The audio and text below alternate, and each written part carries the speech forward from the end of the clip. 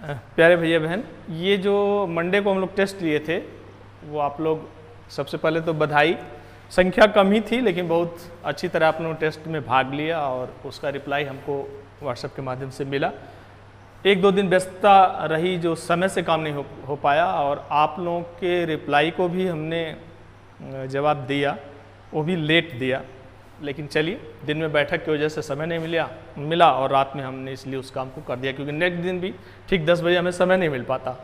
आज भी लेट है उसके कन्फ्यूजन को सॉल्व करने के लिए। सबसे सिंपल, सबसे पहला कन्फ्यूजन उस चैप्टर का जो एक टॉपिक था लाइफ स्पान।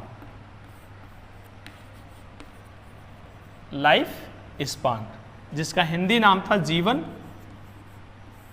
अवधि।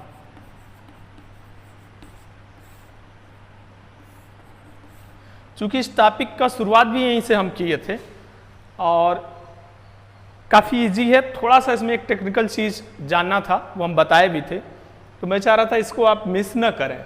इस वजह से इस क्वेश्चन को हमने पुटअप किया था और सबसे पहले पुटअप किया था। बहुत सारे भैया बहन सही जवाब दिए हैं, कुछ परसेंटेज में 4-5 भैया बहन इसका सटीक आंसर नहीं दिए हैं, कॉन्सेप्ट क्लियर नहीं था, वो कॉन्सेप्ट इस पर क्लियर करना है। वीडियो के माध्यम से हम बोले थे कि फ़ोन करके, लेकिन नहीं, समय नहीं मिल पाने की वजह से मैं एक वीडियो ही डाल दे रहा हूँ, जो सही किए वो भी देख सकते हैं, सब लोग इसके माध्यम से देख लेंगे। लाइफ स्पान में ये बोला गया था कि कोई भी जीव है, फर्स्ट ऑफ ऑल तो ये जाने लाइफ स्पान जीवन अवधि किसी संस्था की, किसी समिति की, किसी समाज की, किसी शहर की, किसी कस्बे की नहीं, किसी न किसी जीव की होती है। लाइफ स्पान किसी न किसी जीव या सजीव।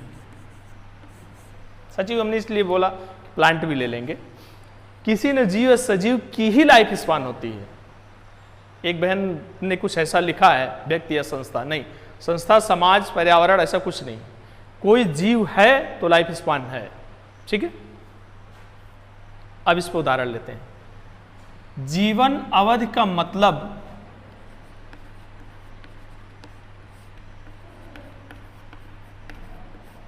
पैदा होने से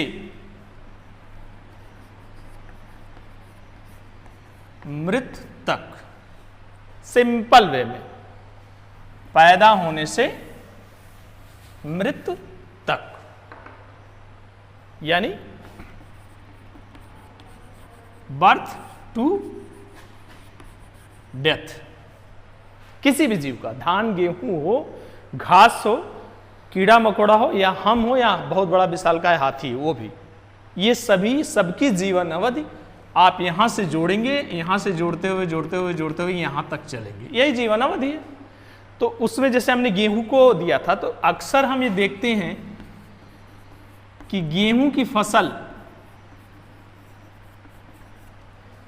की फसल जब हम लगाते हैं और जब हम काटते हैं, इस बीच में लगभग 4 से 4.5 माह का समय लगता है। ठीक है, 4 से 4.5 माह का समय, यानी अगर सपोज दैट इसको हम अक्टूबर प्लस नवंबर कह दीजिए में लगाते हैं, इसको अक्टूबर या नवंबर लगाते हैं, तो यहां फिर ये आ जाता है मार्च प्लस अप्रैल, मार्च भी बल्कि हटा दीजिए, इसको अप्रैल और मई कह लीजिए, में काटते हैं। ठीक है, अक्टूबर से जोड़ लेते हैं तो अक्टूबर, नवंबर, दिसंबर, अक्टूबर भी इसमें नहीं रहता, बल्कि हम अब तो धीरे धीरे लेट ड्यूरेशन हो गया, लास्ट अक्टूबर से बेहतर होगा नवंबर और दिसंबर कह दें। नवंबर फुल, दिसंबर स्टार्ट करते हैं और अप्रैल मार्च में काटते हैं, सॉरी अप्रैल और मई में काट लेते हैं। ठीक है, नवंबर भी है तो कोई बात, नवंबर हुआ, दिसंबर, जनवरी, फरवरी, मार्च, 4 माह का कंप्लीट हो गया। चलिए, कटता है, अप्रैल जाता है, मई जाता है, तो 10-15 दिन और बढ़ा दीजिए।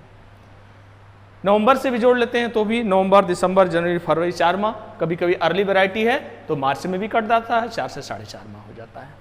ये इनका फिक्स टाइम है। ठीक है, अब इसमें टेक्निकली समझने की क्या बात है। हमने प्रश्न किया था, एक गेहूं के फसल को हम खेत में लगाते हैं सपोज दैट वो गेहूं का पौधा थोड़ा सा बड़ा होता है और इसकी एज लगभग 20 से 25 दिन होती है।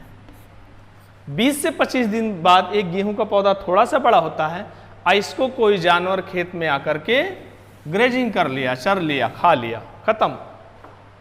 तो इसकी लाइफ स्पान क्या होगी? हमने एक थोड़ा सा मैथमेटिकल उसमें कॉन्सेप्ट डाला था, ये बताना था। तो लाइफ स्पान तो गेहूं की तय है, गेहूं 4 से 4.5 माह का गेहूं का लाइफ स्पान है। अब हमने खेत में गेहूं लगाया, 1 माह बाद 20 दिन बाद कोई जानवर खा लिया, हम जबरदस्ती अपने भाई परदार बंधु का कोई खेत गेहूं लगा है, हम उसको दबंग गई दिखाते हुए उसको हम जोत लिए, दूसरा फसल लगा लिए, एक फसल नहीं होने दिए। तो ये तो प्राकृतिक आपदा है। प्राकृतिक आपदा, उसके जो कैलकुलेशन है साइंटिफिकली, उस पर कोई असर नहीं पड़ेगा।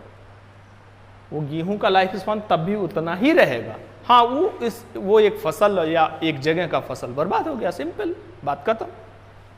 तो लाइफ स्पान हमेशा प्राकृतिक कैलकुलेशन पे डिपेंड रहता है, नेचुरल कैलकुलेशन पे। ठीक है, ये कॉन्सेप्ट आपका क्लियर करना था।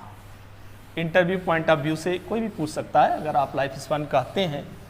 ठीक है, हम ही लोग हैं, एक मानव जीवन का सिंपली हम लोग पैदा होने से लेकर के मरने की उम्र तक अमूमन ये देखते हैं कि चलिए कोई भी व्यक्ति है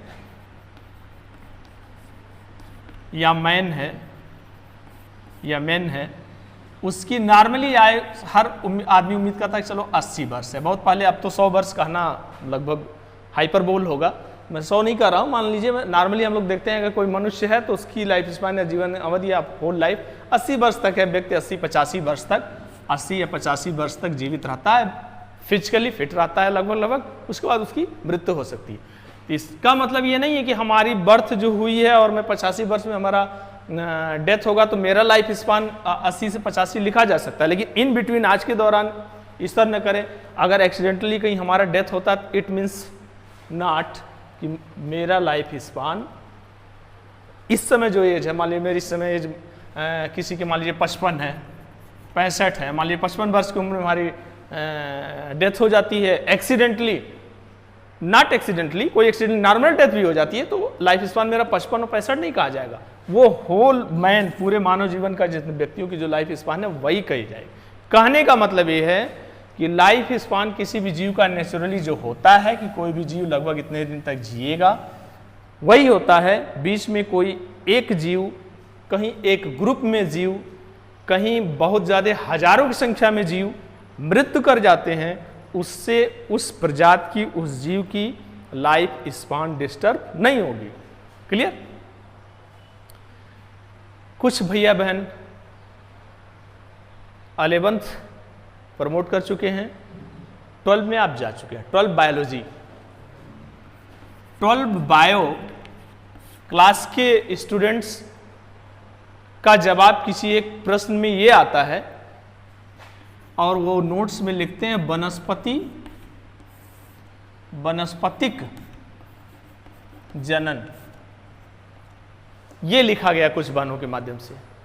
ये अपने आप में मिस्टेक ही नहीं बल्कि ये ब्लंडर मिस्टेक कहा जाएगा।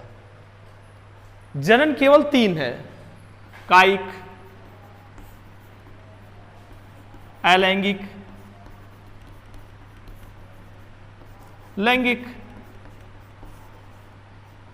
जो हम अभी जस्ट पढ़े हैं आपकी कॉपी में आई, इवन हमने इसलिए कहा भी था अगर आप कॉपी देख के किसी से बात करके सहयोग करके आप टेस्ट देते तो गलत कैसे हो सकता है।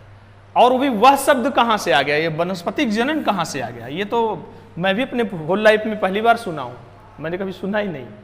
ये आप शब्द कहां से पा गए? क्या गलती से आपके किसी नोट्स में है क्या, या आपके पास कोई ऐसा बुक है जहां ये शब्द है क्या, या आपके कोई जानने वाले हित मित्र या बड़े ऐसे कोई सलाहकार हैं क्या जो ये शब्द दे रहे हैं? आप जो शब्द लिखते हैं उसको स्वयं एक बार पढ़ें, टेस्ट में या परीक्षा में, दोनों में करना चाहिए। इवन नोट्स बनाते समय भी, आपने विद्यालय में नोट्स बनाया, घर जाके पढ़ रहे हैं तो एक बार देखिए अपने शब्दों को, और नहीं देखेंगे तो हम तो खैर देखते ही हैं, लेकिन उस चीज़ को हम हर बार नहीं देख पाएंगे जो आप परीक्षा में देते हैं। जब आप बोर्ड परीक्षा में बैठेंगे तो उसको हम नहीं देख पाएंगे, क्रॉस क्वेश्चन उस पर नहीं कर पाएंगे।